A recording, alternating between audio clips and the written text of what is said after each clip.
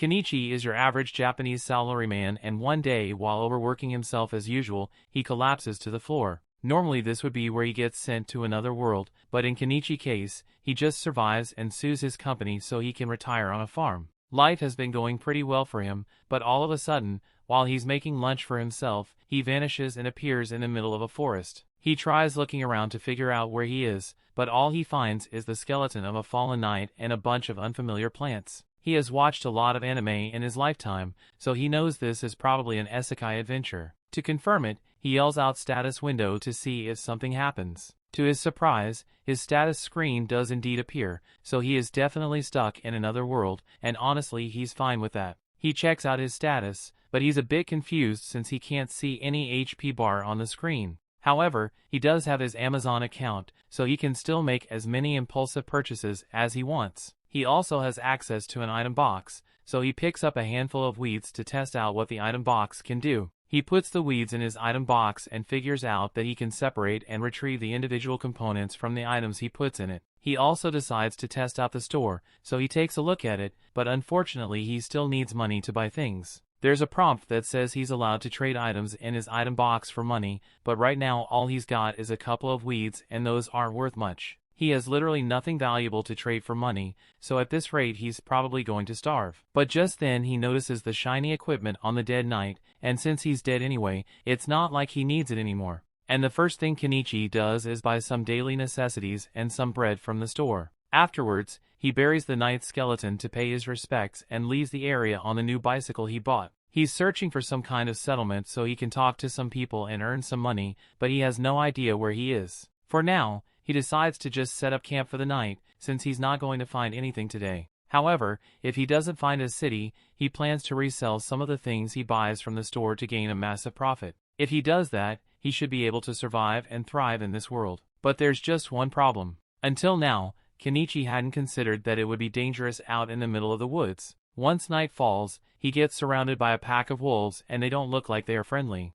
Kenichi freaks out because he knows he's dead meat if he doesn't act fast, so he turns to his store and immediately tries to purchase the biggest gun he can find. Unfortunately, guns aren't available, so he settles for the next best thing and buys a bunch of fireworks. The fireworks scare the wolves a little, but it's ultimately not enough to get rid of them. Kenichi starts looking for something else. He eventually finds a slingshot and uses it to fire balls at the wolves. The force from the balls is so strong that it knocks a couple of the wolves out and makes the rest reconsider their options, since Kenichi clearly isn't as easy a target as they thought. Once the wolves back off, Kenichi immediately rushes over to his bike and rides into the night to get as far away from wolf territory as possible. By the next morning, Kenichi is exhausted from all the biking he did, but he's still got no idea where he is. He buys a ladder and a telescope so he can climb up one of the trees and look at his surroundings. Thankfully, he manages to spot a city over in the distance, so he should be able to start earning money if he heads over there. He begins the long journey through the grasslands, but as he finally makes it to the main road, he nearly ends up getting run over in the process. The guy in the cart apologizes for nearly hitting him, and since he feels bad about it, he offers to give Kenichi a ride to the city. He introduces himself as Fuyu, a merchant, and the woman in the back of his carriage is traveling Bard, so she's a fellow passenger. While they ride, Fuyu mentions how Kenichi is dressed pretty strangely, so he asks him what he's heading to the city for, and Kenichi responds, saying he plans to open a business there. Eventually they make it through the city gates, so Fuyu drops Kenichi off in front of his store and Kenichi helps him unload his cargo. Fuyu thanks Kenichi for his help, but Kenichi is the one who should be thankful here since really helped him out. To show his gratitude, he gives Fuyu a pouch of pepper, but once Fuyu realizes what this is, he warns Kenichi not to sell it in this city. There's a spice mafia called Bacopa, and they have a total monopoly on the spice market, so if Kenichi tries to compete with them, they might send the Boeing assassin after him. Kenichi hadn't realized that simply selling his goods could be so dangerous, so he is thankful for Fuyu's warnings.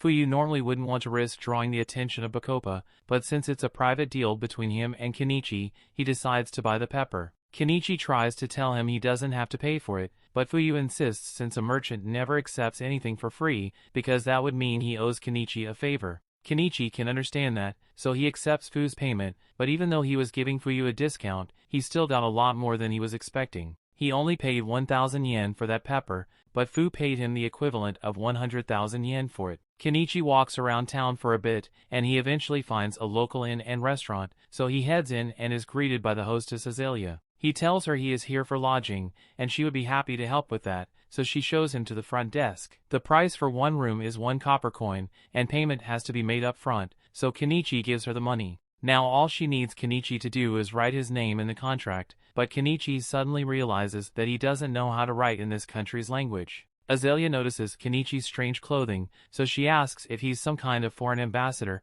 but Kenichi tells her that he's just in town because he wants to start up his own business. Azalea is supportive, but she doesn't think Kenichi will be accepted by the Merchant Guild since they require their members to be able to read, write, and do math, and he apparently can't. Kenichi is perfectly literate, but he just doesn't understand the language of this country, and as for math, he's pretty good at it, so that shouldn't be a problem. Azalea doesn't believe Kenichi really knows how to do math, so she asks him a basic multiplication problem to test him, and Kenichi answers instantly, basically making him a math genius in this world. Moving on, Azalea helps him write his name down on the contract, and since Kenichi needs to learn to read and write, he asks her if she would be willing to teach him this country's language. He offers to give her some candy in exchange for the language lessons, and as she hears candy, she's totally on board. It's basically impossible to get sweets in the kingdom of Caddon since only nobles ever get to buy things like this. In fact, if the nobles found out that she has such wonderful sweets, they would probably try to take them away from her,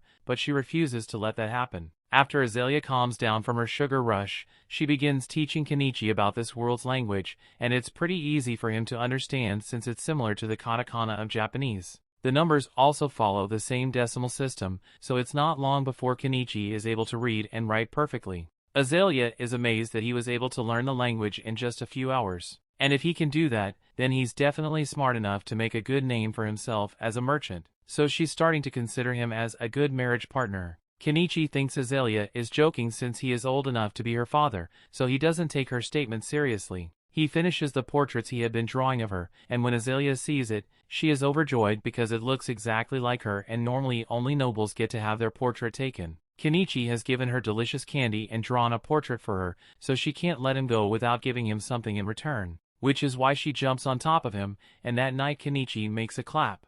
The next morning, Kenichi arrives at the Merchant Guild and meets with one of the representatives because he wants to register with them. The representative gives him some paperwork to fill out, and once he's done with that, all he has to do is pay the registration fee and he will officially be a member of the Merchant Guild. The registration fee is 1 silver, but that's like 50,000 yen, so he can't afford to pay it all at once and asks to pay in installments instead. Thankfully, the guild allows partial payments, so Kenichi is now an official member of the Merchants Guild. The receptionist hands him an ID stick and tells him to have it visible whenever he is conducting business because it serves as proof that he is part of the Merchant Guild. Now that he is registered, Kenichi decides to take a walk around the market to figure out how much things cost around here, and overall, all manufactured goods are way more expensive than they would be if he bought them from his store. The only things that are reasonably priced are foods, so while Kenichi is there, he buys a bag of fruit from a vendor. The next day, Kenichi is working on creating a stand so he can sell his goods out in town, and Azalea is impressed by how easy it was for him to make it.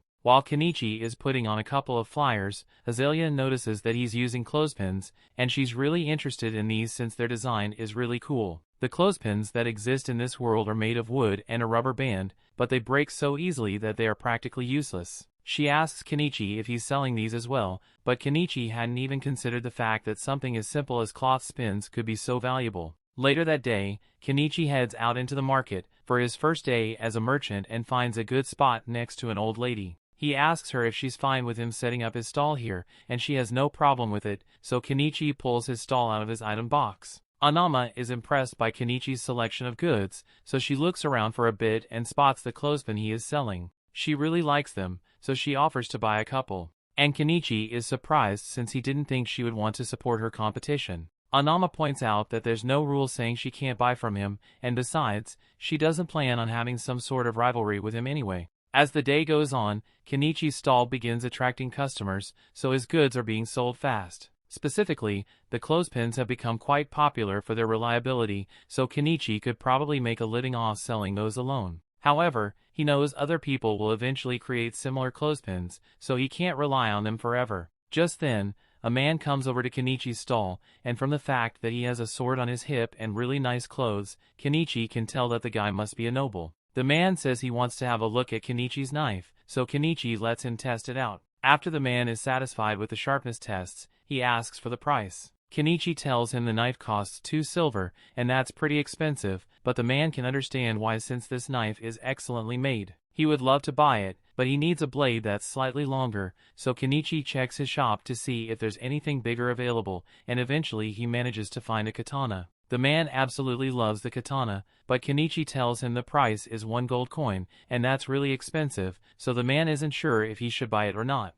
While Kenichi watches the man try to convince himself that the sword is a necessary expense, a cat girl starts sniffing his face and licks him. This is the first time Kenichi has ever seen any beast folk, so he's a little scared at first. But he soon comes down and asks them what they would like to buy. They tell them they want the cloth that he is using to cover his stall, and those originally weren't meant to be sold. But Kenichi is a businessman, so if they want the cloths, then he will sell them the cloth. He tells them 1 cloth costs 3 copper pieces, but since they want to buy 3, he will give them a discount and only charge 8 copper instead. That's a good deal for them, but the beast folk are really bad at math, so they don't understand what Kenichi said at all and assume he's trying to scam them. The nobleman tells the beast folk that Kenichi is telling them the truth, so they don't need to worry about being scammed. So they take his word for it and buy the cloths. The man also decides to buy the sword since it is incredibly well made, so by the end of the day, Kenichi made a really good profit. Meanwhile, elsewhere in the city, a maid who bought Kenichi's clothespins shows them to her master, Primula.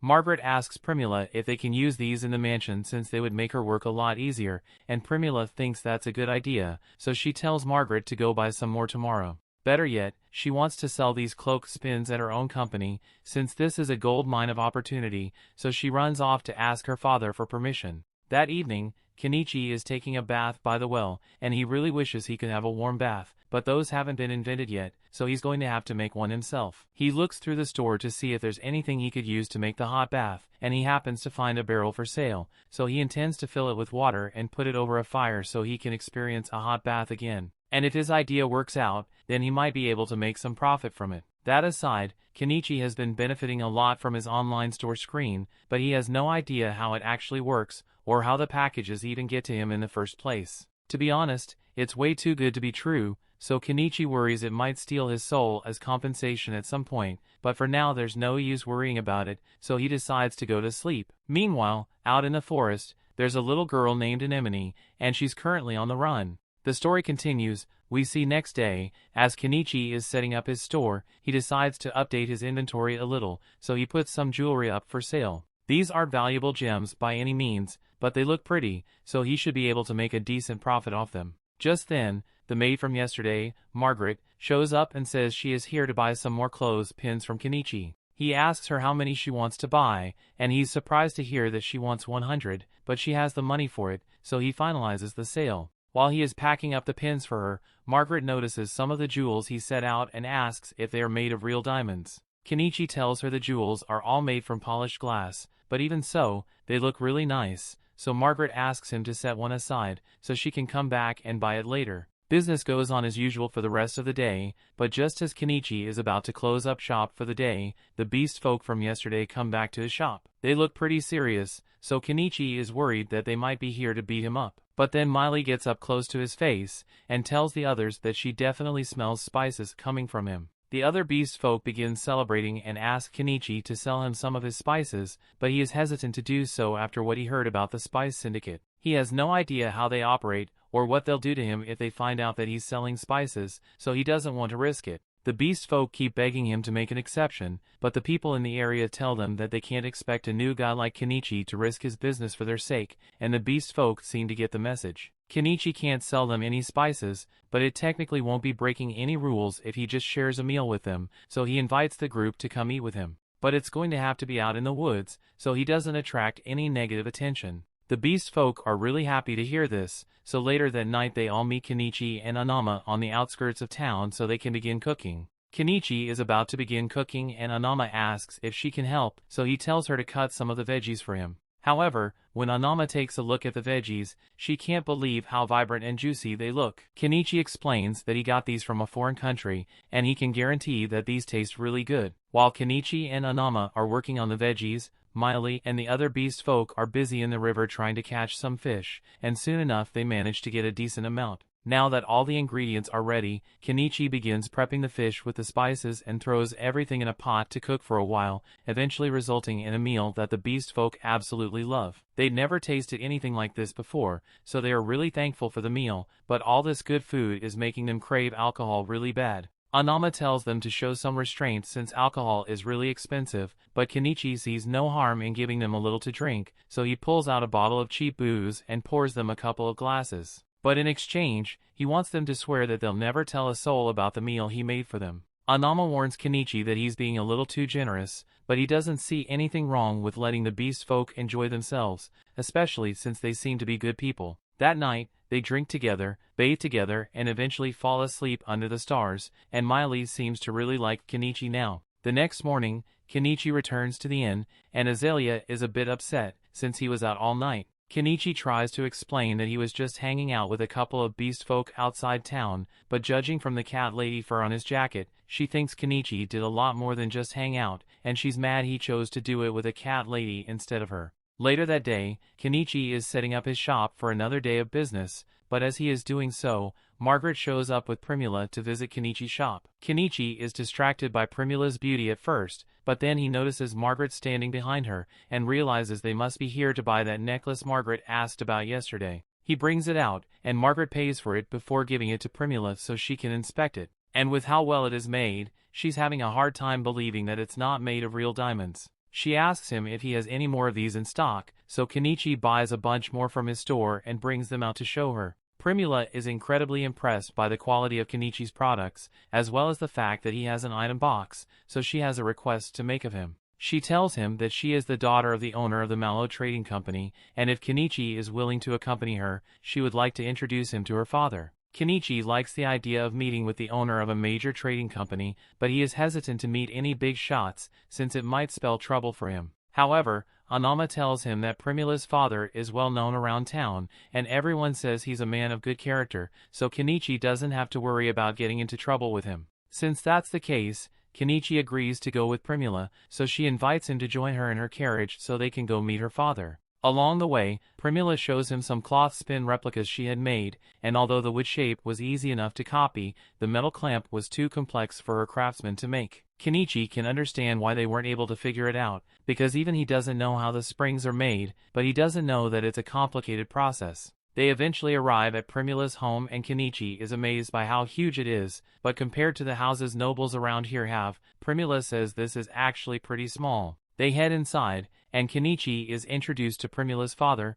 Mallow. They both greet each other, and Mallow invites Kenichi to have his seats so they can begin their discussion. Once Kenichi has settled in, he shows Mallow some of the jewelry he has, and Mallow is just as impressed as Primula was. On top of that, Primula tells him that Kenichi possesses an item box, and Mallow finds this interesting because he also has one. His item box is what allowed him to build his trading company to this level in the first place. So if used properly, he thinks Kenichi could become quite successful. Although, right now Kenichi is just using it to store his supplies. Anyway, the reason Mallow wanted to meet with Kenichi is because he wants to discuss the possibility of Kenichi becoming the official supplier for the Mallow Company. Kenichi had expected a proposal like this, and assumes Mallow intends to market it in such a way to maximize profits. However, if that's what Mallow is after, Kenichi asks why he didn't just keep buying the items from his store for cheap and resell them later on. Mallow definitely could have done that, but that's a sneaky business tactic, and if Kenichi ever found out they were reselling his goods without permission, he wouldn't be very happy about it.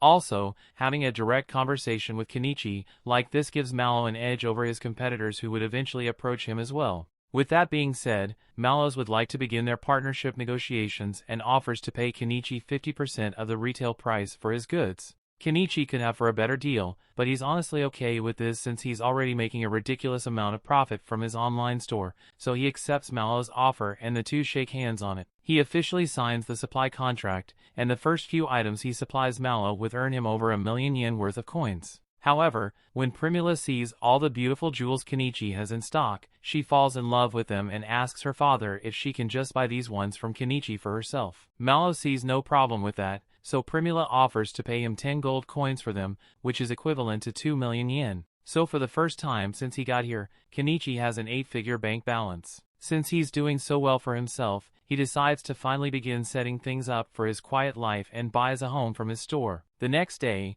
he leaves the city walls and heads out into the forest to look for a good place to set up his home. Before he left, he told Azalea about his plan so she wouldn't be worried, but she thought it was a bit strange that Kenichi was willingly choosing to live out in the dangerous forest instead of staying in the city. Once he finally finds a good spot, Kenichi purchases a weed whacker and begins landscaping the area, but he runs into a problem since even though other things from his store are pretty cheap, fuel is always expensive no matter what world you live in. There's nothing he can do about it though, so he deals with the high cost and keeps working until he has eventually cleared a path for himself to get in and out of the forest. After that, he needs to start working on getting rid of all these trees, so he buys a chainsaw and starts cutting. After several hours of hard work, Kenichi has finally managed to cut through a bunch of the trees in the area, so all that's left is to move them out of the way. However, when he tries to stuff the trees in his item box, it doesn't work. It looks like the trees are too long to fit, so he's going to have to bust out the chainsaw yen and cut them down into more manageable pieces. He eventually shortens the trees into 10-meter logs, and this way he's able to fit them in his item box, so he's almost done with the tree removal. The only thing left to do is pull out all the tree stumps, but that's going to be a lot of work and the sun is already setting, so he decides to come back and finish up tomorrow. The next day, Kenichi returns to the forest to finish the work, but after digging at the stump for a while, he realizes that this is way too much work for a middle-aged man like him. So rather than destroy his back over this, he decides to just buy a backhoe. However, once he actually sees it, he realizes he just spent 1.2 million yen on heavy machinery because he didn't want to do manual labor and he's kind of regretting that. But at the same time, this means he won't have to work as hard, so maybe it was a worthwhile investment. He starts up the engine, but then he realizes that this thing runs on diesel, and his store doesn't sell diesel at all. He starts panicking since it would be a huge waste if he couldn't use the backhoe after he spent so much money on it. He thinks for a second and realizes he could probably make his own diesel if he mixes kerosene and some additives, but when he's about to try it out, he realizes he could destroy the backhoe's engine if he gets the proportions of the mixture wrong. So just to be safe, he decides to test out his mixture on a diesel generator first. After filling it up, he tries turning it on and it seems to work fine, so he knows his homemade diesel will work with the backhoe, so he intends to return tomorrow to finish the job. In the meantime, he needs to do something about all the bugs out here, so the next day, he decides to head to a local magic shop to buy some bug-repellent magic stones. As he enters the shop, the wizard who owns it greets Kenichi and asks him where he's from since he hasn't seen him around here before. Kenichi explains that he's a foreigner who just recently set up a shop in town, and he's here because he wants to buy some bug-repellent stones. The wizard tells him that those stones cost 3 silver coins, but that's really expensive, so Kenichi tries to make a deal and offers to give the wizard 2 oranges if he can lower the price. The wizard has never seen oranges before, so he thinks they must be some kind of exotic fruit and agrees to give Kenichi a discount because of it. Later that day, Kenichi goes to talk to Anama, and she tells him that the wizard is a really knowledgeable guy,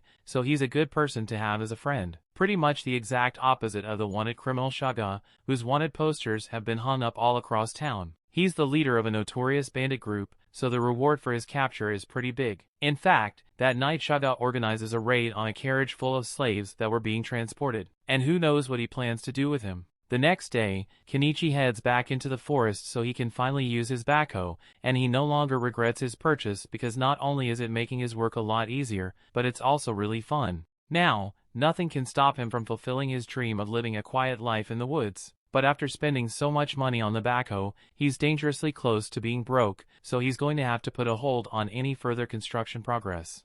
That brings the episode to an end. Thanks for watching. Want next part? Subscribe the channel and turn on notification bell.